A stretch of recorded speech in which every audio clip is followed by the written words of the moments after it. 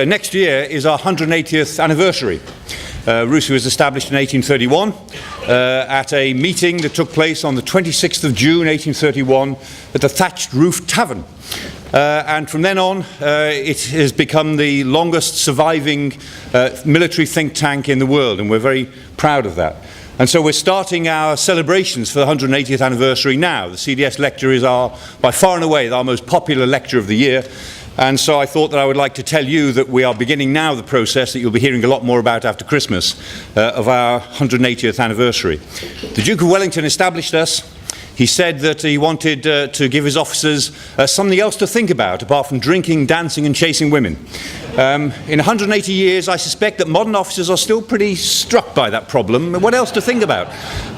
Nevertheless, RUSI, when it first came into existence, lived in the stables of the old War Office, more or less where the Gurkha statue now is. That was where it was until 1890. And it moved into this building in 1890 that was built for it, raised by subscription amongst its own members. In those days, membership was 16 guineas a year, which in the 1870s, 1880s meant that there weren't that many poor members of RUSI, unlike the present era. The banqueting house next door was for years the RUSI Museum. Queen Victoria gifted the banqueting house to RUSI because she didn't like it as a royal building. And it was the RUSI Museum all through the 19th century, a rather curious sort of museum. And it closed eventually for lack of money in 1962. But we still have a very special relationship with the banqueting house.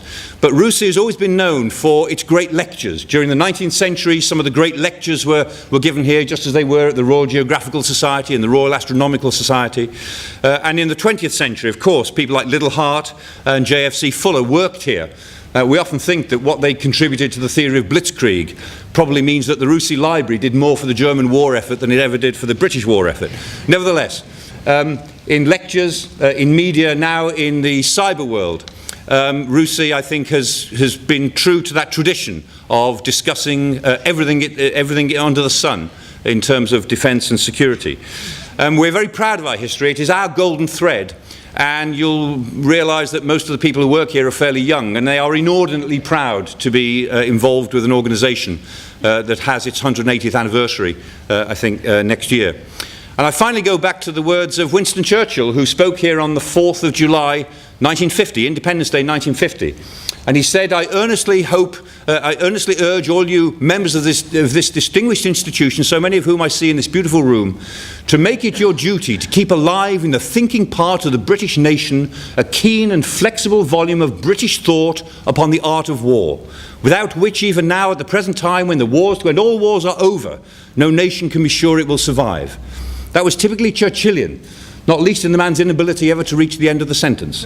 But though we define the terms a little differently these days about what is war, what is survival, we know the essence of the issue. To keep alive in the thinking part of the British nation a keen and flexible volume of British thought upon how we interpret the art of war. We're happy to do that. You'll be hearing a lot more about our 180th celebrations, and thank you, CDS, for allowing me this time to formally launch those celebrations here this evening. Thank you very much.